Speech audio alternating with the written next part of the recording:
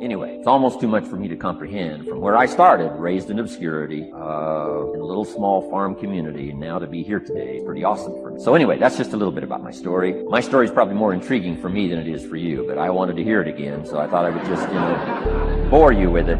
Anyway, I don't ask you to be impressed today. I'm the one that's impressed from where I came from to have a chance. But that's the American dream, right? Come true. Chance to start from scratch, start from obscurity, start with pennies, start with nothing, and have a chance. Transform your life, change your life, set your goals, and see what you can accomplish. So anyway, that's how I got here, and I'm just delighted that this day has arrived, and I truly want to make it valuable for you. Let's go to work. Here's what I hope you'll find out of this seminar today. For your notes, here's what I hope you'll find. Number one, sincerity. Above all else today, I hope you'll find me sincere. Best place for people to start to communicate sincerity on both sides. I'm sure you're sincere or you wouldn't be here today, right? Spend this kind of money, spend this kind of time, roll up your sleeves today, go to work like I am, and get this message. You've got to be sincere. So I assume you're sincere. Now I want you to see me sincere. But I've got a good note for you to make. Sincerity is not a test of truth. Important note to make. Sincerity is not a test of truth. We must not make the mistake of saying he must be right. He's so sincere. That would be a mistake. And here's why. Possible to be sincerely wrong. So we don't mistake sincerity for truth, right? Sincerity is only a test of sincerity. Truth has to yet be tested by truth, okay? But hopefully you will find me. And truth. Next, a combination of things I hope you'll find here today. Ideas plus inspiration. Ideas plus inspiration. Ideas, business ideas and social ideas and personal ideas. We all need ideas, right? How to have a good day ideas. How to have a good year ideas. How to have your best year ever ideas. Good health ideas. Personal relationship ideas. How to deal with your family ideas. Sales management ideas, financial freedom for the future ideas. We all need good ideas. So today, I hope you gather up by note and by what you can remember a lot of ideas. I want to share as many with you as I possibly can in the time constraints we have. Today is going to go very rapidly. I used to think a day like this was a long day. Found out it's a pretty short day, but I'm going to go as fast as I can, share with you as many ideas as I possibly can. And here's why. Ideas can be life-changing. Ideas can be life-changing. And sometimes all you need is just one more in a series of good ideas. It's like dialing the numbers into the lock, right? You got 5 or 6 numbers dialed into the lock. The lock still won't come open, but you don't need 5 or 6 more numbers. Maybe you just need one more. And maybe a seminar like this could do it. A sermon could do it. The lyrics from a song could do it. A dialogue from a movie could do it. Conversation with a friend might do it. That one last piece you need, number. Dial it into the lock. That's it. The lock comes open. There's the door for you to walk through. And maybe this seminar today could furnish that for you. One more idea. I know you've come with a lot already. Sometimes we get the impression, I used to have that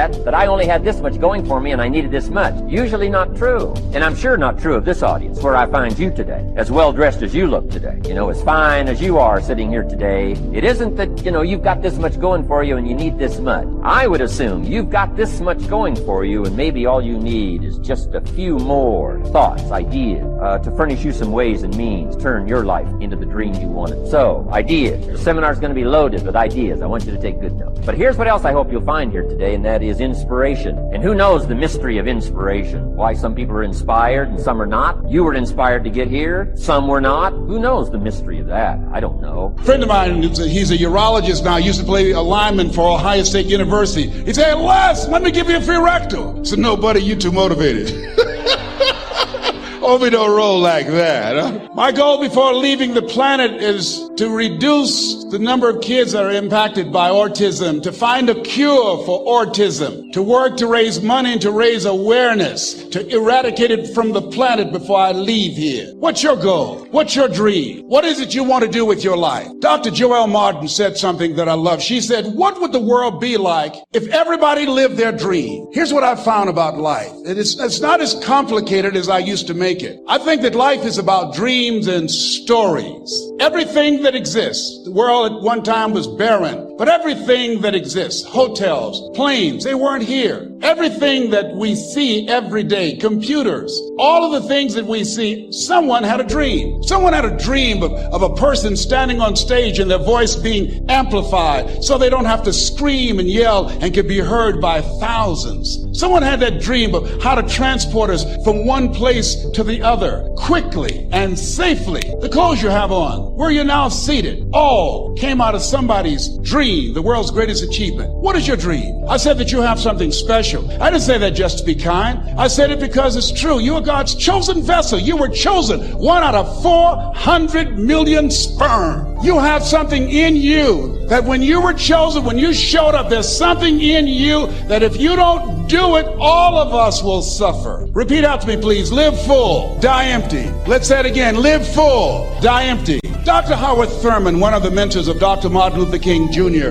and Albert Schweitzer and Mahatma Gandhi, he was a very brilliant writer. He wrote some things that really grabbed me. He wrote, "Deep is the hunger, the voice of the genuine, the centering moment." During the time after receiving 238 radiation seed implants, I was reflecting on his words, and these words kept me up that night. He said, the ideal situation for a man or woman to die is to have family members praying with them as they cross over. He said, but imagine, if you will, being on your deathbed and standing around your bed, the ghost of the dreams, the ideas, the abilities, the talents given to you by life, and that you, for whatever reason, you never went after that dream. You never acted on those ideas. You never used those talents. You never used those gifts. And there they are standing around your bed, looking at you with large, angry eyes, saying, we came to you, and only you could have given us life. And now we must die with you forever. I remember the days where no one wanted to listen to me, so I'm always grateful when people do. I don't forget that. And so I spent more of my life a broke person than I have a rich person. And I spent more of my life someone nobody knew than that other people now do know, right? So I'm really grateful for it. It's not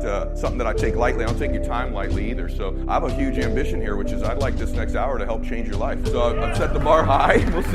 We'll see whether or not we accomplish that, but at least make some kind of a difference in your life. So a couple things about sales I just want to say first. Facts tell, stories sell. And all the people that I know that are the best at influence or teaching influence are great storytellers. Their ability to make a point through a story is better than any fact that they can give you. And what I want to do first, because I want to set this straight because that was a really great introduction, I'd like you to know the person that existed prior to all that stuff Lee said. So I'd like to give you a little bit of hope. Is that good? Say yes. So I am an average, ordinary human being. And I don't like, when I speak, I don't like to be, I used to say I'm below average, but the fact is I don't think that's really true. I actually think everybody's born with giftedness. I think every single human being's born with some natural giftedness. And when you figure out what those gifts are, you use them in the service of other people, you start living a pretty blissful life. And for me, it didn't take very long for me to find out what my gifts were. It's not IQ, it's not that I'm 6'4", I'm not the strongest dude in the world, I'm not the funniest dude in the world, but I am a pretty good communicator and I'm a really good listener. I love being present with people, and one of my gifts is I sincerely care about people. And you ought to be thinking about what your gifts are. It's easy. You look at guys that I coach, if you look at some of the golfers that I coach or the UFC guys, my guy I coached last weekend, one Dominic Cruz, Michael Chandler's another buddy of mine. You look at these people that I work with, they could see their physical gifts. Chandler's got quads that are like this big, right? Or LeBron's 6'8", can jump out of a gym. We know those are the gifts. But what are your gifts? Like if you could take a real inventory of them, I ask high performers, even like you guys, what's your giftedness? And you'd have a hard time telling me because you discount what they are, right? You discount, maybe you're not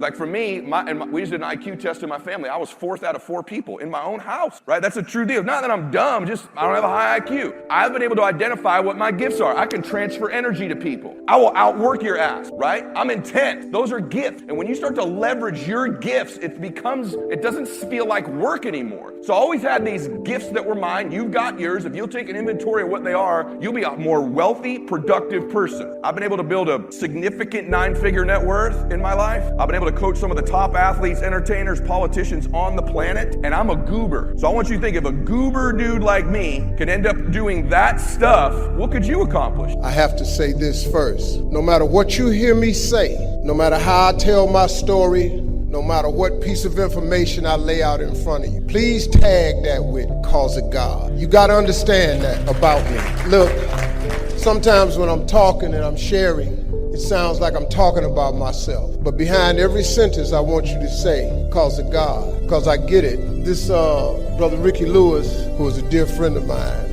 probably one of the most dedicated Qs I've ever met in my life, really. When he presented the idea to me, I got to do a lot to move. I'm pretty busy. But when you hear a person introduce you with no introduction necessary, it's because I've accomplished so much. But it's cause of God, though. You know, look, my life is covered with grace and favor. I'm not a pastor by any stretch of the imagination. I got enough flaws to negate that statement off the top. But my life is favor.